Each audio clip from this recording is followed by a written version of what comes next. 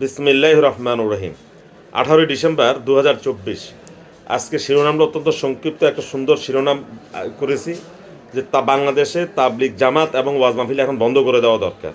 এটা হলো আমার আজকের বক্তব্যের শিরোনাম। তার আগে একটা কথা বলি, আমরা বাংলাদেশে যদি এখন আমরা গড়পড়তা জরিপ করি, দেখা যাবে যে 100 জন মানুষের মধ্যে হয়তো সর্বোচ্চ 20 জন মানুষ বা 15 জন মানুষ আমরা পবিত্র কোরআন শরীফ শিখতে পারি। অধিকাংশ ক্ষেত্রে দেখা যায় যে আমাদের পবিত্র কোরআন শরীফ আমাদের শেখা হয়নি, কিন্তু আমরা তাবলিগ এবং ওয়াজ মাহফিলের ব্যাপারে আমরা একটা পাগল হয়ে যাই। আমাদের পাড়ার মসজিদের ইমাম সাহেবের বেতন বছরের পর বছর পড়ে থাকে, সেই দিকে আমাদের কোনো খবর থাকে না। মসজিদে টাইলস লাগাতে হবে, এসি লাগাতে হবে, এটার জন্য মুসল্লিরা খুব তৎপর থাকে। কিন্তু একজন দক্ষ আরবি জানা বা আরবি ভাষায় পর্যাপ্ত জ্ঞান আছে, আমাদেরকে নামাজে শুক্রবারে বা যে কোনো নামাজের সময় আমাদেরকে ভালো করে কোরআন হাদিস সম্পর্কে একটা বক্তব্য দিবেন, এই ধরনের ইমামের সংখ্যা বা এই ধরনের মুফতির সংখ্যা এখন বর্তমানে অনেক কম বলা চলে। যারা আছে সবাই গালবাজি, গলাবাজি, দলবাজি করতে খুব ব্যস্ত।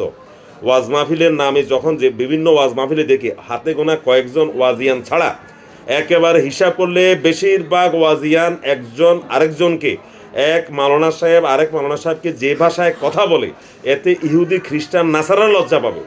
এত বিশ্রী। অথচ এরা সবাই সুন্নি, এরা সবাই কিন্তু কামি মাদ্রাসা থেকে পাশ করা। কিন্তু এই সুন্নি হওয়ার পরে, এই কামি হওয়ার পরে, এই দেওবন্দি হওয়ার পরেও এদের মধ্যে বোধহয় সম্ভবত 10 থেকে 15টা গ্রুপ আছে, উপগ্রুপ আছে। এরা এক একজন এক এক ভাষায় কথা বলে, এটা ভাষায় প্রকাশ করার মতো না। যেখানে বাংলাদেশের মানুষ কোরআন শরীফই এখনো পড়তে পারে না, কোরআন শরীফ শিখতে পারে না, আমাদের যে মসজিদ কমিটিগুলো আছে বা আমরা যারা নিজেদেরকে সমাজের বিবেকবান দাবি করি, আমরা এই ব্যাপার খুবই উদাসীন। কত মানুষ দৈনিক দুনিয়া থেকে চলে যাচ্ছে, মারা যাচ্ছে, কিন্তু ফরজ গোসল কি জিনিস, কিভাবে ফরজ গোসল করতে হয় আমাদের অনেক কথা জানে না। এই ফরজ গোসল ছাড়া সে দুনিয়া থেকে চলে গেছে। সবচেয়ে বড় দুর্ভাগ্য এবং আফসোস হলো এটা। আমাদের সবচেয়ে প্রথম প্রয়োজন হলো পবিত্র কোরআন শরীফ শিক্ষা করা, এবং প্রয়োজনে প্রত্যেকটা স্কুলে পবিত্র কোরআন শরীফ শেখা, এটা বাধ্যতামূলক করা দরকার।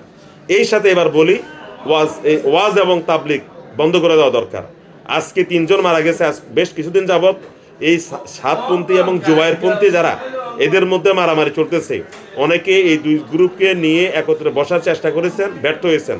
তবে এটা যে ব্যর্থ হবে এবং এরা যে একত্রিত হতে পারবে না, এটা স্পষ্ট লক্ষণ দেখা গেছে। প্রয়োজনে যারা বেশি কথা বলে বাংলাদেশে এই তাবলিগে বিশ্বের বিভিন্ন দেশ থেকে আসে, ইন্দোনেশিয়া, মালয়েশিয়া, বড় দুটো মুসলিম রাষ্ট্র আছে, প্রয়োজনে তাবলিগের বৃহত্তর জমায়েত ওই 2টা দেশে নিয়ে দেওয়া হোক, তবু আর বাংলাদেশে যেন আর না আনে। এদের কার্যকলাপ, এদের মারামারি, ফারাফারি, এতে আরো সমাজের মধ্যে মানে দ্বিধাদ্বন্দ্ব সৃষ্টি হচ্ছে। ওয়াজ মাহফিলে যেমন রাতের 12টা 1টা 2টা পর্যন্ত মাইক বাজিয়ে চিৎকার চেঁচামেচি, লেখা থাকে পোস্টারের মধ্যে তাফসিরুল কোরআন মাহফিল, কিন্তু দেখা যায় যে যিনি তাফসির করতে আসেন কোনো কোরআন শরীফের কোনো বাণীই নেই। হয়তো হাদিস থেকে 2-1টা কথা বলে আর রস কস করে বলে এই অমুক হুজুরের বিরুদ্ধে কথা বলে, অমুককে নাস্তিক এই সে বলে মোটামুটি রাতের 1টা 2টা পর্যন্ত চিৎকার করে তারা চলে যায়। হাজার হাজার টাকা তারা ফিস নেয়। কিন্তু আশপাশে কত রুগী আছে, কত মানুষের কানে সমস্যা, কত মানুষ অসুস্থ, এই দিকে আমাদের কারো খবর নেই। তাই বলছি ভাই, আবেগ বাদ দেন। এইসব আবেগ বাদ দিয়ে মুসলমানরা বাস্তবতায় ফিরে আসতে হবে। তাবলিগটাকে এখন বাংলাদেশ থেকে দূরে পাঠিয়ে দেন, ওয়াজ মাহফিলটাও সীমিত করেন। আসেন আমরা সবাই পবিত্র কোরআন শরীফ, পবিত্র কালিমুল্লাহ আমরা কিভাবে শিখতে পারবো, সেই দিকে আমরা আমাদের মনোনিবেশ দিতে হবে। সবাইকে ধন্যবাদ, সবাই ভালো থাকবেন।